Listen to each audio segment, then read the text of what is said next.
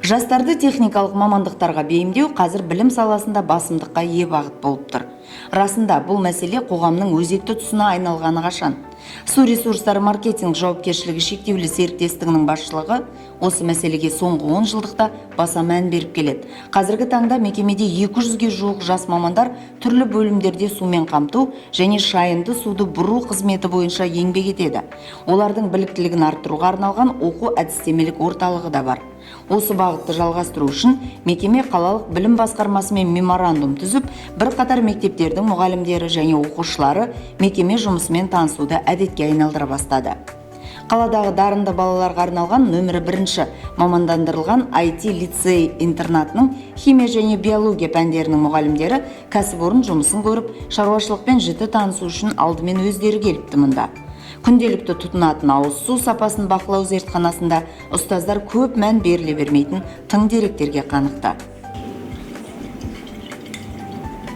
Қаладағы су қабылдағыш нысанының қызметі және насосты станциялардан алынған су сынамасын тексеру, реактивтерді пайдалану және басқа да күнделікті істелетін тынымсыз тірлікті көзбен көрген қонақтар таңданысын білдірді. Расында дайын өнімді тұтыну барысында оның қандай жолмен, қандай еңбекпен жеткізілетініне мән беріле бермейді.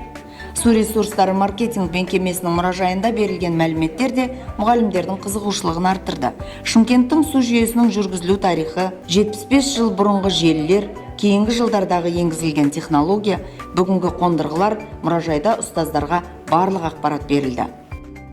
Жай кезде тек су қолдану, су қолданғанымызды квитанция бойынша төлеу, сондай мәліметтерді білетіне, бүгін енді ол суды алудың оңай емес екенін, қандай этаптардан өтетін, лабораториядағы апайдың атын ұмытқанмын, ол кісі бәрін күшті жақсы түсіндірді.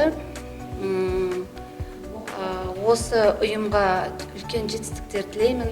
Мені қонақтар қаншама келген, қаншама марапаттар көрініп тұр. Бұл ұжымның еңбегінің еселеніп жатқаны, бара-бара жаңа технология жетістіктерін күшті пайдаланып жатқаны, бұрын қанша не болса, водозабор болса, миллион халықты қазір қамтамасыз етін, бірақ водозабор бар екен.